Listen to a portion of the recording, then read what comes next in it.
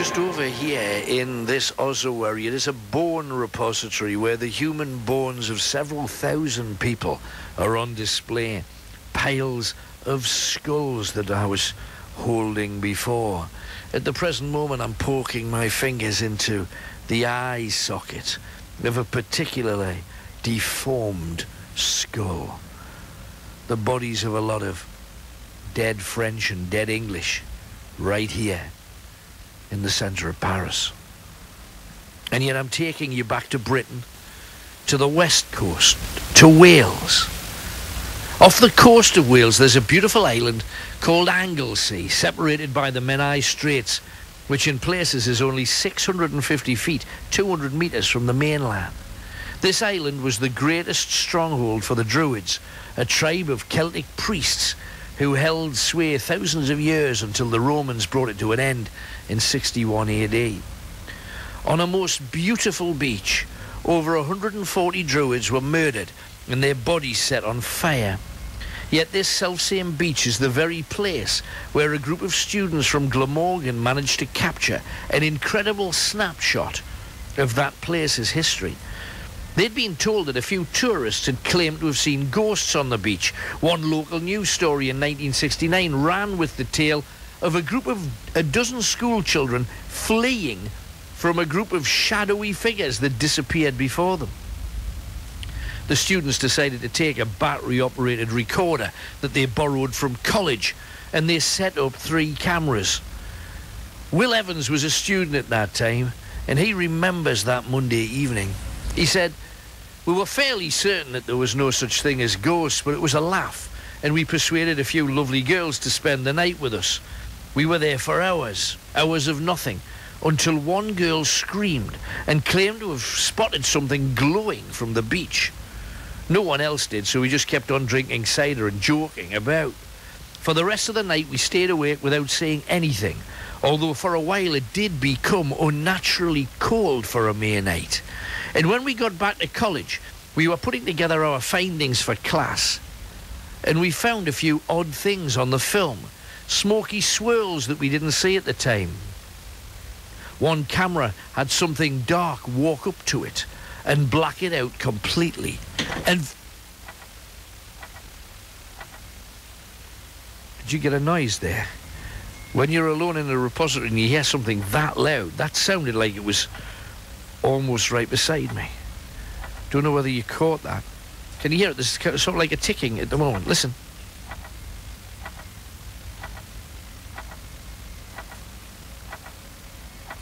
Oh.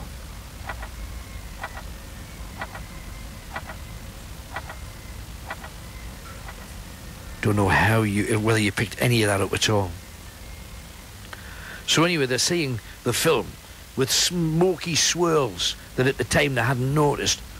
Something walked up to a camera, blacked it out, and there were various bits of movement that they couldn't explain. But the most unusual was a dark mist that seemed to come from the sea and swirl in a big circle before just seeming to evaporate.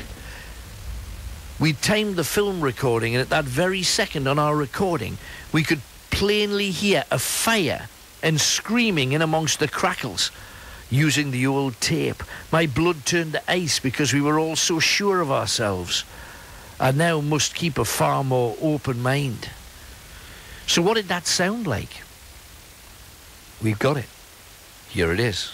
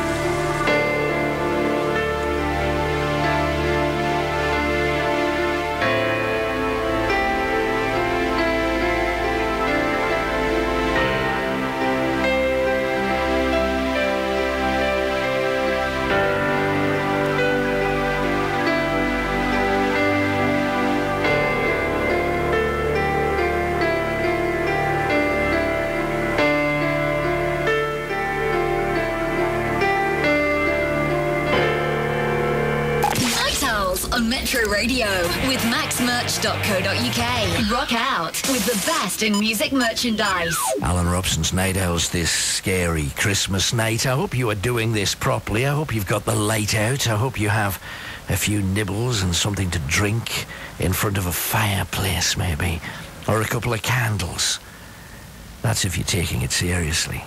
Now, we regularly mention how common it is for ghosts to suddenly kick into action if you make changes to a property, if you change positions of furniture, if you change one room into a bedroom when previously it had been a sitting room. Or perhaps you get some major work done to the house and change the position of doors, and suddenly the energy living there around you, because every house, including yours, has energy living in it. And suddenly they have to travel in a different way, and that can start things happening. Electrical devices change, clocks stop, TV channels change, batteries run out of energy far faster than they ever should. And yet, if you move into a place, the most natural thing you do is change everything to suit you. It's your place now. Imagine you do that, and when you're recording this brand new lovely property to show your family and your friends the fabulous new place you're living, imagine if, in a gap, you hear something that lives in that place with you, telling you that it hates you. Alan Robson on Scary Christmas. Now, can you imagine the horror of losing your daughter, especially at this time of year, and being desperate to want to feel closer to her and wishing that she could be with you?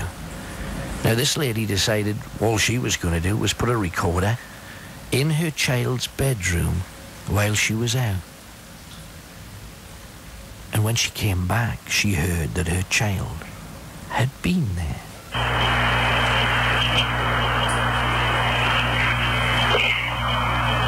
I think one of the most common things that we get sent in by teams of amateur ghost hunters. There are many people that do this and get a lot of fun. It's not just funny, it's interesting and sometimes quite frightening. Here's a lady roaming through the grounds of an allegedly haunted and abandoned farmhouse. She was with her boyfriend, yet neither of them were talking. She was holding a tape recorder with an external microphone, and you can hear her walking on dry leaves, and then stops and sighs. Now, if you listen closely, you hear a male voice that sounds like he's saying, "Love you." Isn't that just what you want? A suitor from beyond the grave.